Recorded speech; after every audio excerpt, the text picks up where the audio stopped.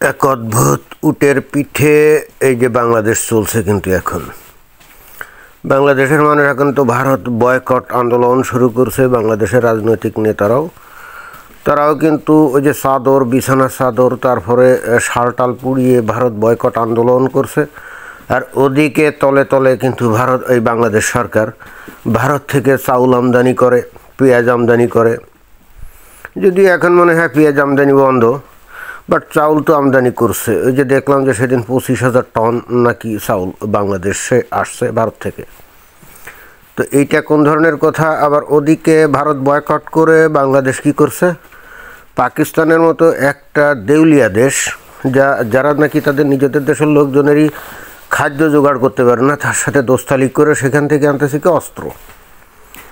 আর সেই অস্ত্রগুলো কি দেখেন, কি একটা অবস্থা। পাকিস্তান, আপনারা কি মনে করেন যে তাদের একেবারে আধুনিক, একেবারে নতুন অস্ত্র বাংলাদেশে পাঠাচ্ছে? না। পাকিস্তান যে কর্মকাণ্ডটা করছে, পাকিস্তান নিজেরা কি অস্ত্র টস্ত্র বানায় নাকি? হয়তো ছোটোখাটো অস্ত্র বানাতে পারে। তো বেসিক্যালি পাকিস্তান তো অস্ত্র আনে কোথা থেকে? চায়না থেকে, তাই না? আমেরিকা থেকেও আনে, বাট চায়না থেকে বেশি আনে। তো অনেক আগে মনে করেন যে অনেক অস্ত্রপাতি এনে রাখছিল, এখন গোডাউনে সেগুলো ভর্তি হয়ে আছে না, বা ব্যবহার ট্যাবহার অনেক দিন ধরে করছে, এখন ওগুলো জং টং ধরে গেছে। মনে করেন যে গোডাউনে পড়ে আছে, এখন এগুলো স্ক্র্যাপে পরিণত হয়ে গেছে অনেকটা। তো এই সুযোগে কি করছে, বাংলাদেশের কাছে ওইগুলো রপ্তানি করছে। কথা বুঝছেন? এবং বাংলাদেশের সরকার এইটা না বুঝে, এবং বাংলাদেশের সেনাবাহিনীও কি বোঝে কে জানে, বাট ওই জিনিসগুলো কিন্তু ওরা বাংলাদেশে স্ক্র্যাপ, আসলে ওদের দেশে এখন স্ক্র্যাপ হিসেবে কেজি দরে বেচা ছাড়া গতি ছিল না। তো সেইগুলোই কিন্তু বেচে দিচ্ছে এই পাকিস্তান। কার কাছে? বাংলাদেশের কাছে, তাই না? তাদের তো নগদ অর্থ দরকার, তাদের তো ফরেন রিজার্ভ নাই। আর এদিকে বাংলাদেশের মানুষ যাতে না খেয়ে মরে, যাতে না খেয়ে না মরে আর কি, এই জন্য ভারত যারা নাকি ভারত, যে বাংলাদেশ নাকি ভারতকে বয়কট করেছে, সেখান থেকে নিত্য প্রয়োজনীয় খাদ্য সামগ্রী আমদানি করছে। আবার এই ভারতের লোকজনদেরকেই বিপদে ফেলার জন্য, বিশেষ করে যে 7 সিস্টার্সের ওদিকে, ওই পাকিস্তান থেকে এই সমস্ত পুরনো লক্কড় ঝক্কড় মার্কা অস্ত্র আনছে, বুঝছেন? তাহলে বাংলাদেশ কেমন অদ্ভুত উটের পিঠে চলছে। এবং কেন চলছে জানেন? কারণ ওই যে বাংলাদেশের মানুষের ধর্মোন্মাদও না। ধর্মোন্মাদ যখন হয় তখন তো তার কোনো কমন সেন্স থাকে না, বুঝতে হবে। সে তার চিন্তাশক্তি কিন্তু এবং বাস্তব বুদ্ধি এগুলো হারিয়ে ফেলে। অতএব পাকিস্তান থেকে যাই দেখ, এটাই বাংলাদেশের কাছে মহার্ঘ বস্তু। এই পাকিস্তান কী জিনিস জানেন? পাকিস্তানে একবার হয়েছিল, ভূমিকম্প হয়েছিল, তখন তুরস্ক থেকে অনেক খাদ্য খাবার, ওই যে রিলিফ সামগ্রী, এগুলো কিন্তু পাকিস্তানে পাঠাইছিল। কিন্তু পাকিস্তান যে কাজ করছিল, সেই রিলিফ সামগ্রী সঠিকভাবে কিন্তু ক্ষতিগ্রস্তদেরকে কিন্তু দিছিল না। অনেকগুলো কিন্তু গোডাউনে ছিল আর কি।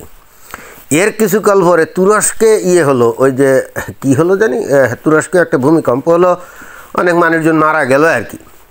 তো তখন তুরস্ক পৃথিবীর বিভিন্ন দেশ থেকে রিলিফ টিলিফ দিচ্ছিল, তখন পাকিস্তান যে কাম করছে, ওই যে তুরস্ক যে মাল পাঠাইছিল না আগে, 2 বছর আগে, ওই মানে হয়ে যাওয়া, এক্সপায়ার হয়ে যাওয়া, মানে ডেট এক্সপায়ার করে গেছে আর কি, এক্সপায়ারি ডেট ওভার হয়ে গেছে। তো সেই প্যাকেটই আবার তুরস্কে পাঠাইছিল, এটা কিন্তু খবরে আসছিল। আমি জানি না লোকজনের এগুলো মনে আছে কি না। তারপর এই পাকিস্তান আর একখান কাম করছে। কী কাম করছে জানেন? এই রাশিয়া আর এই যে ইউক্রেনের যে যুদ্ধ হচ্ছে না, তো একটা পর্যায়ে তো ওই যে ইউক্রেনের গোলা বারুদি ঘাটতি পড়লো।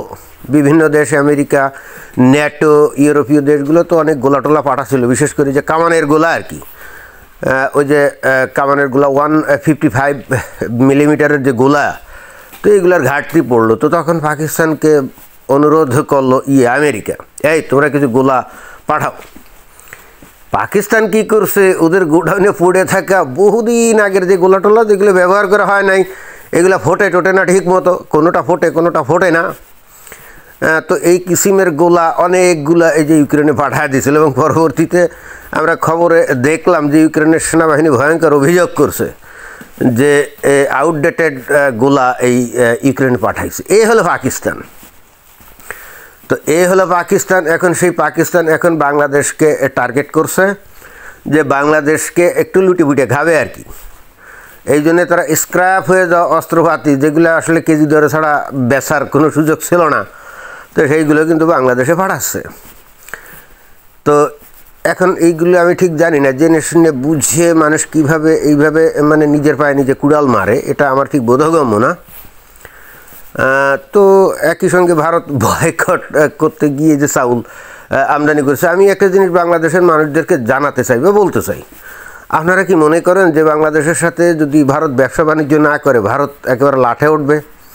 বাংলাদেশের যে পত্রপত্রিকা এবং একই সঙ্গে মিডিয়া, ইলেকট্রনিক মিডিয়ার যে খবর টবর আমরা দেখি, তাতে তো মনে হয় যে বাংলাদেশের সাথে ব্যবসা না করাতে মানে বর্তমানে তো অনেকটা সংকুচিত। তো ভারতের ব্যবসা বাণিজ্য পুরো লাঠে উঠে গেছে। ওখানে ব্যবসায়ীরা কীভাবে কান্নাকাটি করছে এইগুলো প্রচার করছে, বুঝলাম না। ভারতের তার বৈদেশিক বাণিজ্যের মাত্র 1.5 থেকে 2% বাণিজ্য কিন্তু বাংলাদেশের সাথে করে।